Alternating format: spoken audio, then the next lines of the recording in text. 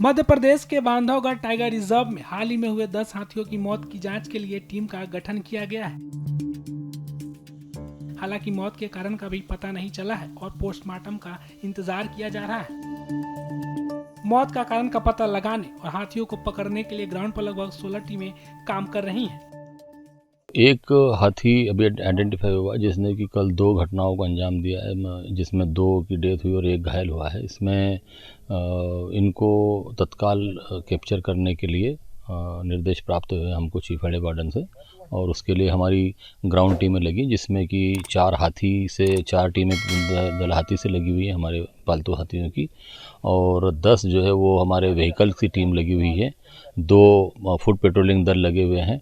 इस तरीके से हमारे करीब 100 लोग अभी इस समय फील्ड में पेट्रोलिंग कर रहे हैं और उस हाथी का लोकेशन ले रहे हैं। सर, रेस्क्यू करने का प्रोसेस क्या है? हाथी को उसको कैसे ले जाते हैं, क्या करते हैं?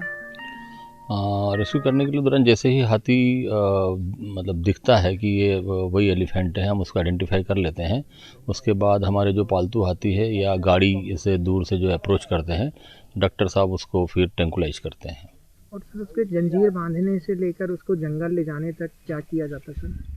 ये पूरी प्रक्रिया है। उसको जंजीर से वो जो पिंजरा होता है, पिंजरे में फिर उसको हम चूँकि ट्रैंकुलाइज दवा का असर रहता है, ऐसी स्थिति में उसको पिंजरे में रख के फिर उसको सर, ये जो ट्रक के हाथी है द्वारा। वो झुंड का ही हाथी है जो अभी 13 हाथी थे जिनमें 10 की मौत हुई है? अभी ये ऐसा इस्टेब्लिश नहीं हुआ है, क्योंकि ऐसा कोई फ़ोटो या वीडियो हमको उससे रिलेटेड नहीं मिला है। वहाँ के जो 3 हाथी थे वो इससे डिफरेंट लग, लेकिन फिर भी अभी हम लोग उसको मिलान कर रहे हैं, क्योंकि पूरा फ़ोटो या पूरा जो 3 बचे हुए थे उसे कंप्लीट फ़ोटोज़ उपलब्ध नहीं हुए हैं।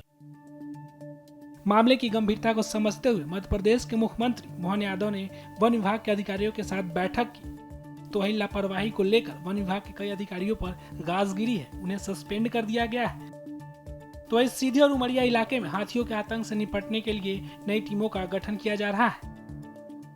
उमरिया के अंदर पिछले दिनों जो हमारे फॉरेस्ट एरिया में 10 हाथियों के अलग अलग दिन मृत्यु के जो समाचार आए थे वो बड़े दर्दनाक थे।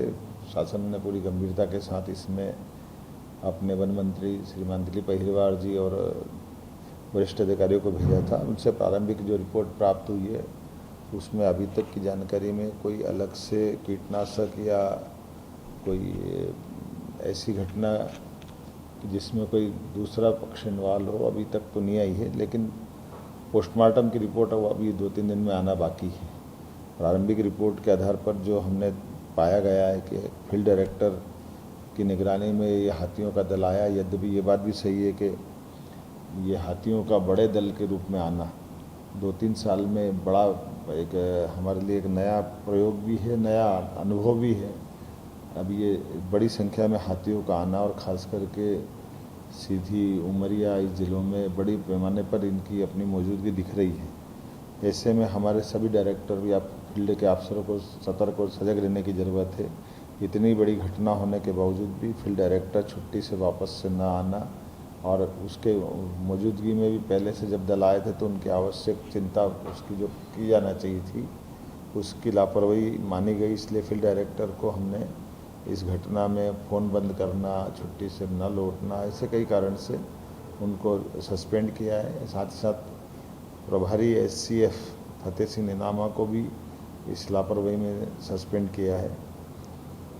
ये बात भी सही कि हाथी के लिए हमारे जो बांधवगढ़ और बाकी जितने भी रिजर्व फॉरेस्ट हैं वो बड़े आकर्षक स्थिति में है, क्योंकि हमारा जो अंदर का प्रबंधन बहुत उत्तम प्रकार का है। इसलिए अब हाथियों के दल ने जाना बंद कर दिया। पहले वो छत्तीसगढ़ से अन्य राज्यों से आते और चले जाते थे, लेकिन अभी मान के चल रहे हैं कि यहाँ बड़े पैमाने पे हाथियों ने डेरा डाला है जो मध्य प्रदेश की बाकी फॉरेस्ट की गतिविधि का एक हिस्सा बन गए।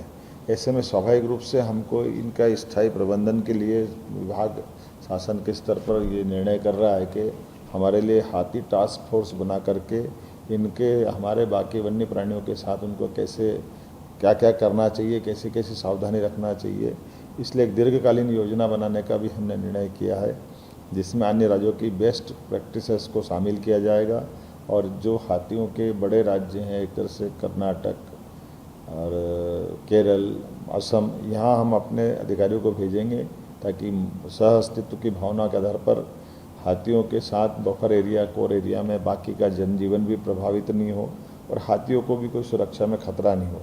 इस पे हमने गंभीरता के साथ विचार किया है। एक बात देखने में ये भी आई है कि जो नज़दीक के बफर एरिया के बाहर के हमारे जो मैदानी इलाके की जो फसलें हैं उसमें सोलर फेंसिंग या सोलर पैनल की फेंसिंग करा करके उनकी फसलें सुरक्षित करें ताकि हाथी फसल नष्ट न कर पाएँ और मनुष्यों के लिए भी वो सुरक्षा का काम करेगी। तो एक तरह से हमने किसानों के लिए इस तरह से वन विभाग से कहा कि ऐसे इलाकों में कहाँ कहाँ खेती हो रही है उनको कैसे बचा सकते हैं और ये दोनों तरफ प्रकार से हमारे लिए चिंता का भी है लेकिन जागरूकता का भी एक बड़ा विषय बनेगा। इसलिए हाथी मित्र के भी एक दल बनाने का निर्णय किया था कि बफर क्षेत्र में ग्रामीण समुदाय की भागीदारी हाथी और मानव के सहअस्तित्व को स्थायी कर सके, उनको सुनिश्चित कर सके ताकि ये एक दूसरे के साथ जीना सीखना पड़ेगा। आपको बता दें कि हाथियों के झुंड ने जंगल के पास की फसलों को तहस नहस कर दिया, साथ ही सीमा के बाहर ग्रामीणों पर हमला किया जिसमें 2 की मौत और 1 घायल हो गए।